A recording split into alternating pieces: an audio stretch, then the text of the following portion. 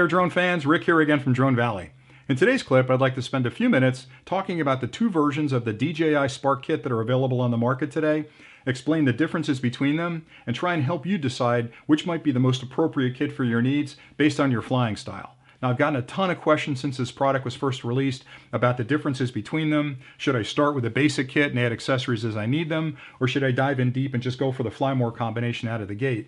And for me, it's a hard question to answer because it's such a personal decision based on exactly what you want that quad to do. So what I thought I'd do is compare the two kits side by side, put them on a table next to each other, show you what you get with both kits so you at least understand exactly what comes in the box. And then at the end of this, I'll talk about maybe why this one's appropriate for certain types of flying and this one's more appropriate for other types of flying. So stay tuned and I'll get into that.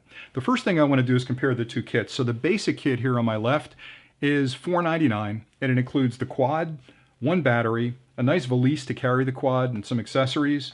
It includes a ton of manuals that explains everything about the quad, so if you're like me, you like to read through those manuals. It includes a USB cable that has a full-size USB on one end and it has a micro USB on the other end, and that's what you're going to use to connect the quad up to a charger to actually charge the battery. In the basic kit, you're charging the battery in the quad. It also includes a wall charger, or wall wart, a lot of people like to call it. Nice little DJI logo on that. So you can plug that into the wall, connect the cable up, and charge this thing. So it's really, in so many ways, a complete kit. You can get up and flying with it pretty quickly. It also includes one set of spare props. Now, that set of spare props has been confusing to a lot of people because they hear set and they think four. It really isn't. A set is a pair of props. So you've got two props in here, one left hand, or I should say clockwise, one counterclockwise. So if you break a prop, you've got a spare.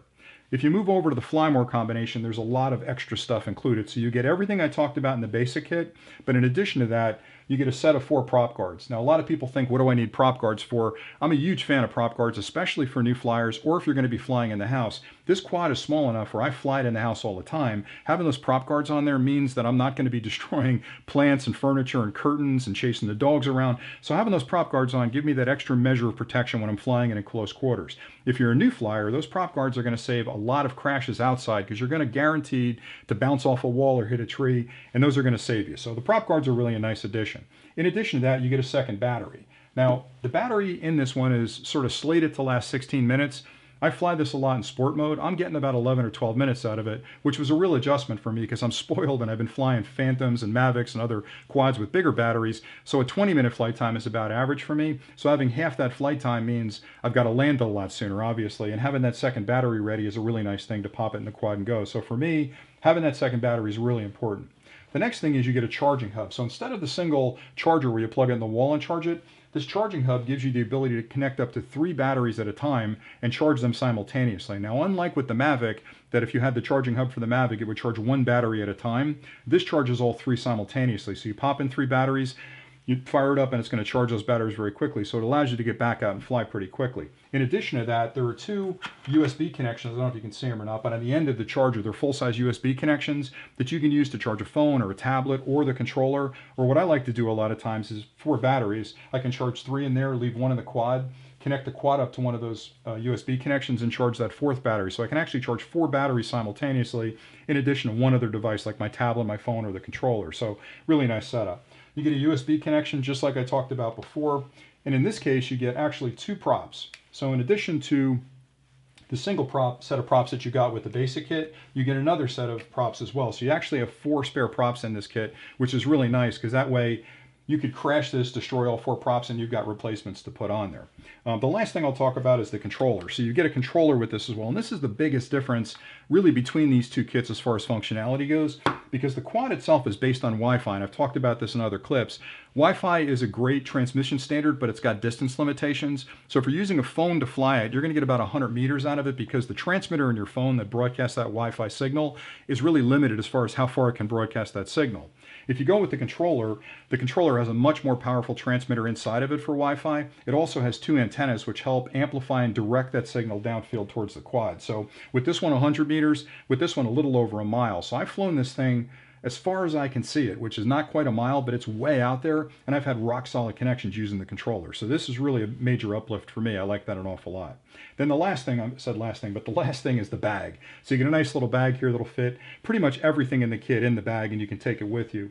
And I like that. I mean, it's just convenient to have something to put everything in and take it along for the afternoon, so you're not, having things rattle around inside your car. So that's pretty much it for the Fly More combination. So the basic kit $499, the Fly More is $699. Now a lot of people are saying, is it really worth the extra $200? So let me kind of break it down for you a second. So if I start at $499 and I had the prop guards, they're $19. If I had the battery's $49. The charging hub is $69. The remote's $149. The shoulder bag, they don't sell it separately, but I'll just put a rough estimate on that of $30. And the props are $9. So if you add all that up, that comes to $325 difference between the two. So if you bought this and then eventually grew into this kit by buying the accessories separately, you're going to spend another $325 to get here. So all of a sudden, that decision on which one I should start with really becomes important, because if you buy this, you get all that stuff for $200. So for me, the pivot point is, if you're ever thinking you're going to need a remote control, go with the Fly More combination, because just the remote alone is $149. You know you're going to need a second battery. So I've got $149 and I've got $49. So there's your $200 right there. And then for free, essentially, you get the prop guards, the bag, the extra set of props, and the charging hub. So I guess that pivot point for me was, I knew I wanted to have a controller to fly this, because I'm used to flying bigger quads. Even though I love flying with my phone occasionally, if I'm taking a quick shot with my kids, or I want to just get it up quick and photograph something, the phone's fine. But if I want to fly it far away, or I'm flying over trees or over a lake or someplace a little further away from me, that remote is super important. So I guess the short answer is, if you ever think you're going to need a remote, Fly More combination is a better solution for you. Now, having said that, a lot of people are saying they're both too expensive. So let me defend that a little bit. So you guys know I'm a fanboy of DJI. I fly a lot of their products. I fly a ton of other quads too. I fly a lot of entry-level quads that are $19 all the way up through the $100 quads, which I consider to be sort of hobby class quads. Even the quads that are under $200 are getting more and more sophisticated with 1080p recordings, and they're all connecting over Wi-Fi, so they get pretty good distances out of it. The problem I think a lot of people have looking at that $499 starting price is they're comparing this to the toy quads, and they're saying, well, most toy quads are $250. Why is this twice as much? It isn't a toy quad. It's more a Mavic than it is a toy quad. It's not just a toy quad on steroids. It's almost like a junior version of the Mavic with the sophistication of features that are in it. If you've never flown it or never held it, it's hard to really imagine that it's that sophisticated. But the minute you open that case up and put this thing in your hand, you feel the weight, and then you look at all the sensors that are involved, the quality of the camera, the build quality, and this is fantastic. I have a whole nother clip coming where I do a teardown. This really is a Mavic shrunk down. So it's going to sound crazy for me to say this, but I almost think $499 for this is underpriced. And I know people are going to go, you're nuts, that's way too much money to spend on a small quad. But I fly the Mavic a lot. I fly the Phantom a lot too, and the Inspire, but I fly that Mavic almost every day. I've been flying this every day since I've gotten it, and it does almost everything I need that Mavic to do. Now, it's not 4K video, and I'm going to talk about that in another clip as well. But for the most part, I can fly this and not put a Mavic up, and I can put it up in the air a lot quicker. So for me, at $499, fantastic value. This one, it's at $699, is even a better value. And I know I sound like a salesman for DJI, and I'm not. I'm just a guy who's reviewing these products. But when I consider adding those accessories, adds another $325 to it. I know I'm going to want this. I know I'm going to want this. That comes free, that comes free, that comes free, and this comes free. You can't beat the price. So if you're ever thinking you're going to need a remote and you want to fly it further than 100 meters, this is the kit to go with. I know it's painful to spend that $200 when you're buying it, but getting everything together just gives you everything you need for longer flight times. So the profile of flight's really important as well, and that's the last part I'll talk about. It really depends on what you're going to use it for. Now, my daughter likes to take selfies. She's got GoPro cameras. For her, this is the perfect solution. She's never going to fiddle around with a remote and power it up. She's not going to worry about a charging thing.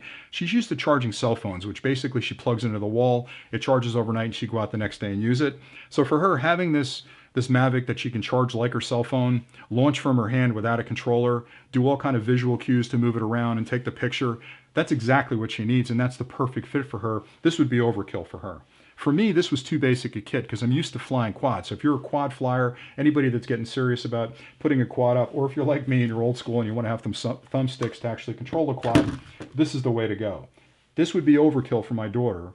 This would be too small for me. So that's kind of the difference between the two, is you've really got to sit down and say to yourself, what do I want to do with this long term? If I'm just going to take it out occasionally on trips or when I'm backpacking or I'm out, on a boat, this may be all you need if you're not going to fly it very far away. If you really want those long distance photos and video control, this is the guy to go with. So I guess the short answer is, which is the better value?